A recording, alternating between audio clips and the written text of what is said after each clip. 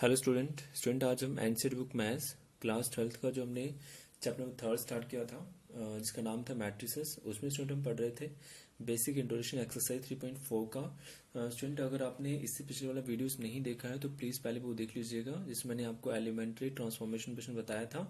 वो आप एक बार देख लें। तो अभी स्टूडेंट आज का जो हमारा टॉपिक है वो इन्वर्टिबल मैट्रिसेस है, तो ये भी आपको समझ आना चाहिए। देखिए स्टूडेंट, इन्वर्टिबल मैट्रिसेस होता क्या है। इन्वर्टिबल मैट्रिस हमें इसमें क्या करना होता है कि स्टूडेंट, जिसमें इन्वर्टिबल मैट्रिक्स क्या होता है, जिसमें इन्वर्स क्या होता है आपका एग्जिस्ट करता है, ये आपको याद रखना है। इन्वर्टिबल मैट्रिक्स में क्या होता है स्टूडेंट, आपका इन्वर्स एग्जिस्ट करता है। तो मैं आपको समझाता हूँ स्टूडेंट, ये होता क्या है। मैंने एक मैट्रिक्स ए लिया, एक बी लिया। ए जो है आपका एक स्क्वायर मैट्रिक्स होना चाहिए और बी भी आपका स्क्वायर मैट्रिक्स होना चाहिए। दोनों का जो ऑर्डर है वो सेम होना चाहिए, आपको याद रखना है, ठीक है। ए और बी दोनों स्क्वायर मैट्रिक्स है और सेम ऑर्डर की हैं, ठीक है। स्क्वायर मैट्रिक्स क्या होते हैं, इसका नॉलेज है ना, जिससे मैंने बताया था number of rows and number of columns और इक्वल, ठीक है। स्टूडेंट आगे ध्यान दीजिएगा, मैंने लिखा if A B is equal to B A B is equal to B अगर मैं करूं, अगर मुझे आई मिलता है, याद रखें उस केस में वी को बोलूंगा B is called inverse of A, है ना। और मैं उसे लिखूं कैसे, बी इज इक्वल टू, इसका मतलब इक्वल टू होता है इनवर्स ऑफ ए को मुझे कैसे लिखना है, ए के ऊपर जो मैंने -1 लिखा है इसे रीड करते हैं ए इनवर्स, ठीक है। आगे मैं बोल सकता हूँ A is call inverse of B is call inverse of A is call inverse of B. मैं कब बोलूंगा, जब A B is equal to B A equal to I आता होगा, ठीक है। तो उस केस में अगर A is call inverse of B है, मुझे लिखना है कैसे, is equal to inverse of B को मुझे लिखना है वी के ऊपर जो -1 लिखे से बी इनवर्स रीड करते हैं स्टूडेंट। उसके बाद अगर आपको क्लियर हो गया है और आपको ये भी याद रखना, अगर एक मैट्रिक्स ए है, अगर मैं उसे उसके इनवर्स के साथ मल्टीप्लाई करता हूँ तो मुझे जो रिजल्ट मिलेगा आई मिलेगा, याद रखें। ए एक मैट्रिक्स है, अगर मैं उसे उसके इनवर्स के साथ मल्टीप्लाई करता हूँ तो मुझे जो रिजल्ट मिलेगा मुझे आई मिलेगा। तो ये आपको याद रखना है। ऐसे भी लिख सकते हैं, और अगर मैं ए इनवर्स इंटू ए लिखूँ तब भी आई मिलेगा, ठीक है। ये आपको याद रखना है। स्टूडेंट मैं आप एक एग्जांपल से आपको ये समझाता हूँ, ध्यान दीजिएगा। एग्जांपल मैंने एक मैट्रिक्स ए लिया 2 3 1 2, एक बी ले लिया 2 -3 -1 2। मैंने पहले ए बी फाइंड किया। ए बी फाइंड करना आता है ना आपको। ए बी कैसे फाइंड करना है, फर्स्ट रो फर्स्ट कॉलम 2 2 का 4 -3, ठीक है। फर्स्ट रो सेकंड कॉलम 2 -3 -6, फिर 3 इंटू 2 करेंगे 6। Second row first column 2 into 1 2 होगा, -2 आ गया। Second row second column 1 into -3 -3 2 2 का 4। जब मैं इसे सॉल्व करूंगा ये 1 बचेगा, ये 0 ये 0 ये 1। तो ए बी हमने किया तो मुझे आई रिजल्ट मिला। ऐसे स्टूडेंट आप बी ए कर सकते हैं, बी ए कर सकते हैं ना, बी इंटू ए। पहले बी लिखो फिर ए लिखो, मैंने थोड़ा डायरेक्ट कर दिया क्योंकि आपको आता है काफी इजी मल्टीप्लिकेशन करना। तो फर्स्ट रो फर्स्ट कॉलम तो 2 2 का 4 -3 इंटू 1 -3, ठीक है। सेकेंड रो फर्स्ट कॉलम तो -1 इंटू 2 करेंगे तो -2 होगा, और -1 इंटू 1 करेंगे तो आपका सॉरी यहाँ पे 2 इंटू 1 करेंगे तो 2 आ जाएगा, ठीक है। Second row second column -1 into 3 -3 2 2 का 4 प्लस आ जाएगा, ठीक है। 4 में से 3 निकाले 1 बचेगा, 6 में 6 निकाले 0, ये आपका 0 हो जाएगा, और -3 + 4 करेंगे 1 आता है। तो ये देखिए 1 0 0 1 ये आपका आई ही है। अब ध्यान दें स्टूडेंट, आपने ए बी किया बी ए किया, आपको रिजल्ट क्या मिला, आई। उस केस में मैं बोलूंगा कि जो ए इनवर्स है ना, ये जो बी है ना, B is called A inverse, तो ये जो बी का आंसर है ना ये इनवर्स है। तो लिख दिया 2 -3 -1 ए इनवर्स निकल गया, कितना इजी है ना। और जो आपका A is called inverse of B है, तो ए जो है ना ए, ये आपका बी का इनवर्स है। तो बी इनवर्स अगर निकालना होगा, ए जो आपका है उसे लिख दो, कितना आसान है। तो ये मैं आपको समझा रहा था। अच्छा स्टूडेंट, अब बात आती है कि जो इन्वर्टिबल मैट्रिक्स है उसमें क्या होता है, इनवर्स एग्जिस्ट करता है। जिसमें इनवर्स एग्जिस्ट करता है उसे हम इन्वर्टिबल मैट्रिक्स बोलते हैं। अब बात आती है स्टूडेंट, इनवर्स एग्जिस्ट कौन कौन सी मैट्रिक्स में इनवर्स एग्जिस्ट करता है, ये आपको याद रखना है। स्टूडेंट मैंने इधर लिखा है, आपको याद रखना है, ये क्वेश्चन इंपॉर्टेंट है। आपको याद रखना, जो मैट्रिक्स तो आपने दो ही पढ़ी है ना, इतना भी तो पता है ना। मैट्रिक्स एक तो स्क्वायर होता है, एक रेक्टेंगल मैट्रिक्स होता है ना। मैट्रिक्स को दो तरीकों से ही अरेंज कर सकते हैं, एक स्क्वायर अरेंजमेंट है और एक रेक्टेंगुलर। स्क्वायर मैट्रिक्स में क्या होता है स्टूडेंट, मैं आपको बताता हूँ, इनवर्स आपका एग्जिस्ट कर भी सकता है और नहीं भी कर सकता है। याद रखें, क्योंकि पूछे स्क्वायर मैट्रिक्स में इनवर्स एग्जिस्ट करता है तो आप बताएंगे इनवर्स एग्जिस्ट कर भी सकता है और नहीं भी कर सकता है, याद रखना है। दूसरा मैट्रिक्स कौन सा, रेक्टेंगुलर मैट्रिक्स है, उसमें स्टूडेंट इनवर्स एग्जिस्ट, उसमें इनवर्स कभी एग्जिस्ट नहीं करेगी, आपको याद रखना है, ठीक है। आई होप स्टूडेंट आपको इन्वर्टिबल मैट्रिक्स अच्छे से समझ आया होगा। फ्रेंड उसके बाद हम नेक्स्ट टॉपिक जो हमारा है वो आप देख लीजिएगा। नेक्स्ट टॉपिक मैंने लिया स्टूडेंट, थ्योरम थर्ड लिया है, ठीक है। ये भी आप पढ़ लीजिए क्योंकि थोड़ा नॉलेज होना चाहिए। थ्योरम थर्ड के student, uniqueness of inverse. Theorem third आपका है यूनिकनेस ऑफ इनवर्स का यूनिकनेस मतलब स्टूडेंट होता है कि इनवर्स आपका एक ही होगा, ठीक है, इनवर्स आपका क्या होगा, एक ही होगा। तो यूनिकनेस ऑफ इनवर्स का मतलब स्टूडेंट कि इनवर्स आपका एक ही होगा, ये थ्योरम थर्ड कहती है। तो आपको इसका प्रूफ बताना है, ठीक है, कि इनवर्स एक ही होता है, एक से ज्यादा भी हो सकता है। तो ये बोल रहा है कि इनवर्स एक ही होगा, यूनिकनेस का मतलब ये है। तो मैंने क्या student, inverse of square matrix, inverse of square matrix if it is exist is unique. अब बोल रहा है कि स्क्वायर मैट्रिक्स इनवर्स होता है वो यूनिक ही होता है, यूनिक मतलब अपने आप में एक होगा, ठीक है। तो हम ये प्रूफ कर लेते हैं।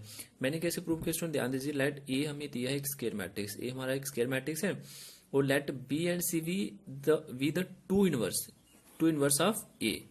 ध्यान दे स्टूडेंट, बी और सी मैंने क्या मान लिए, इस मैट्रिक्स के दो इनवर्स हैं, है ना। मुझे ये बताना है कि वी और सी इक्वल है, ये शो करना पड़ेगा ना, वी और सी क्या है, इक्वल है। अगर ए मैट्रिक्स के दो इनवर्स हैं तो मुझे ये शो करना पड़ेगा कि वी सी के इक्वल है। क्यों, क्योंकि मैं यहाँ पे मैं क्या बता रहा हूँ, यूनिकनेस का मतलब कि इनवर्स एक होगा, और मैंने यहाँ पे दो इनवर्स ले लिए एक के, दोनों अगर बराबर आते हैं तो हम कहेंगे कि ए का एक ही इनवर्स होगा, ठीक है। तो देखिए कैसे प्रूव करते हैं, A B equal to B A क्या होता है स्टूडेंट, बताएं। A B equal to B A करें कितना होता है, आई, ये आपने इन्वर्टिबल मैट्रिक्स में पढ़ा है, ठीक है, ये आपने पढ़ लिया। इसका मतलब क्या बताया था कि B is inverse of A, B is inverse of A, आपको पता है ना, जब A B equal to B A करें आई के बराबर अगर आ जाता है तो B is inverse of A. But let C be another inverse of A, C मैंने एक और इनवर्स लिया था ना ए का, तो मैं इसे कैसे लिख सकता हूँ, A C is equal to C A equal to I लिख सकता हूँ ना, है ना। ये आपको समझ आ रहा है, ये कैसे लिखा और ये कैसे लिखा। अब थोड़ा ध्यान दिए स्टूडेंट, मैंने एक मैट्रिक्स लिया बी, ध्यान दीजिए, एक मैट्रिक्स बी लिया। अब मैंने इस बी को आई से मल्टीप्लाई करा दिया, ध्यान दीजिएगा, इस बी को आई से, वी इंटू आई, आई एक यूनिट मैट्रिक्स है तो वही वी ही रहता है, कोई दिक्कत है, आई एक यूनिट मैट्रिक्स है ना, वी इंटू वन करेंगे वी रहेगा, तो मैं इसे ऐसे भी लिख सकता हूं, ये आपको ध्यान रखना है, ठीक है। अब मेरी बात सुने, v इक्वल टू वी लिखा, ये जो आई है ना स्टूडेंट, आई किसके बराबर है, ए सी के बराबर है, सी ए के बराबर है, तो मैंने आई की जगह पे ए सी लिख दिया, लिख सकता हूँ ये इसके बराबर है, तो लिख दिया। फिर मैंने क्या किया स्टूडेंट, यहाँ पे मैंने एक ला लगाया है, तो देख लीजिएगा मैंने क्या किया, यहाँ पे इसे डिस्ट्रीब्यूट कर दिया है, तो वी ए ऐसे करके लिखा है, वी ए इंटू में सी लिख दिया मैंने स्टूडेंट ए, तो वी ए ऐसे लिख सकते हैं नहीं, तो ये आपको क्लियर हो रहा है ये, तो वी ए इंटू में सी लिख दिया। आप मुझे बताइए स्टूडेंट, जो आपका वी ए है, बी ए कितना बताइएगा, बी ए आपका आई है ना, तो बी ए की जगह पे आई लिख दिया, ध्यान से समझ लीजिएगा। तो सी, तो आई इंटू सी, आई आपका क्या बताएं, यूनिट मैट्रिक्स, अब सी से मल्टीप्लाई रहेगा तो सी ही रहेगा ना, सी रहेगा। तो आपको क्लियरली दिख रहा है, हमने बी लिया था, वी किसके इक्वल है, सी के, ये तो मुझे शो करना था, वी अगर सी के इक्वल है इसका मतलब ए का एक ही इनवर्स होगा। तो ये है student uniqueness of inverse. I hope आपको स्टूडेंट ये समझ आया होगा। आगे स्टूडेंट मैंने थ्योरम नंबर 4 भी लिया है, थ्योरम नंबर 4 देख लीजिए क्या है, ये इंपॉर्टेंट है बट इतना इंपॉर्टेंट थर्ड वाला नहीं था जितना ये है, बट वो भी आपको पता होना चाहिए, फोर्थ वाला पेपर में डाल सकते हैं। ये फोर्थ थ्योरम क्या student, if A and B are invertible matrix of the same order, ठीक है। अब हो रहा है कि देन ए वी का whole inverse is equal to B inverse A inverse होता है, ऐसा आपको शो करना है। तो ये इंपॉर्टेंट है, ये पेपर में डाल सकते हैं। प्रूफ देखिए कैसे करना स्टूडेंट, मैंने आपको ये मुझे प्रूफ करना है, ठीक है। मैंने आपको ये पढ़ाया कि अगर a इंटू ए का इनवर्स करें आई होता है, a एक मैट्रिक्स है, अगर मैं उसी के इनवर्स से उसे मल्टीप्लाई करता हूं तो मुझे रिजल्ट आई मिलता है, मैंने आपको पहले ही बता दिया था, ठीक है। आप मुझे बताइए, इस a की जगह पे मैंने लिख दिया ए बी, इस a की जगह मैंने क्या लिख दिया, ए बी इंटू में ए यहाँ पे दिख रहा है ना ए, अगर ए आपका ए बी है तो यहाँ पे भी ए बी होना चाहिए ना, क्योंकि अगर एक मैट्रिक्स है उसी का इनवर्स लिया है, तो ए भी एक मैट्रिक्स है पूरा, तो उसी का इनवर्स लेना है, वो आई के बराबर होगा, तो इसे मैं ऐसे लिख सकता हूँ, कोई दिक्कत नहीं है, ठीक है। उसके बाद स्टूडेंट आपको इनको मल्टीप्लाई करना है प्रूफ के लिए, तो यहाँ पे स्टूडेंट आप ऐसे मल्टीप्लाई नहीं कर सकते, अगर आप कर रहे होते तो लिखना पड़ेगा। तो यहाँ पे मैंने लिखा है pre multiplying both side by A inverse. अब प्री मल्टीप्लिकेशन क्या होता है, पोस्ट एक होता है, पोस्ट एक होता है प्री। प्री क्या होता है स्टूडेंट, जब आपने प्री लिख दिया तो इसका मतलब आपको इसके इधर पीछे मल्टीप्लाई करना है, ठीक है। अगर आपने पोस्ट लिखा होता तो आगे, है ना, इधर मैट्रिक्स से मल्टीप्लिकेशन करना है आपको, ये आपको थोड़ा ध्यान से करना पड़ेगा। अगर प्री लिखा है तो पीछे मल्टीप्लाई करना है, और अगर पोस्ट लिखा है तो आगे। बट जब हम ऐसे मल्टीप्लाई करते थे, जैसे 2x plus 2x equal to 4 है, तो हम 2 को इधर इधर कहीं भी मल्टीप्लाई कर, ऐसे भी कर सकते हैं, 2x into 2 is equal to 4 into, इधर कोई दिक्कत नहीं था, बट इधर आपको ध्यान रखना है मैट्रिक्स में।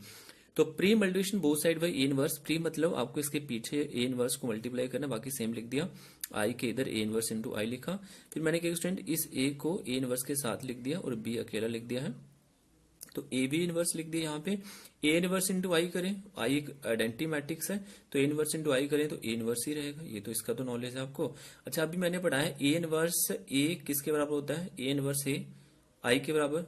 देखिएगा, ये आपको पता है ना, ऊपर लिखा हो, तो इसी पे आई लिख सकते हैं। अगर आई इंटू वी करें, मेरी बात सुनिएगा, आई इंटू वी करें तो बी ही आएगा ना। मैंने स्टूडेंट यहाँ पे फिर से pre multiplying both side by B inverse किया है। वी इनवर्स क्यों, क्योंकि मुझे ये बनाना है। तो ए इनवर्स तो ऑलरेडी है, तो बी इनवर्स प्री मतलब इसके पीछे करना है, तो पीछे किया। तो आई इंटू बी करेंगे, ये बी ही रहेगा, तो ए बी का होल इनवर्स आपका आ गया, आपको दिख रहा है। और प्री मतलब इसके इधर करना है वी इनवर्स से, तो वी इनवर्स इंटू वी, ध्यान दीजिएगा, वी इनवर्स इंटू वी क्या होता है बताएं, ए इनवर्स इंटू ए आई होता है, ऐसे ही वी इनवर्स इंटू वी क्या होता है, आई होता है। तो ये हमने सेम लिख दिया। आई एक यूनिट मैट्रिक्स है, अगर यूनिट मैट्रिक्स इससे मल्टीप्लाई करें तो सेम रहता है, तो ये आपका प्रूफ हो गया। तो स्टूडेंट काफी आसान था। आज के लिए स्टूडेंट इतना ही रखेंगे, ठीक है। स्टूडेंट इस वीडियो को मैं पीडीएफ लिंक भी डिस्क्रिप्शन में डाल दूंगा। अगर आपको कोई डाउट है तो प्लीज कमेंट करें। और आज के स्टूडेंट इतना ही, थैंक यू।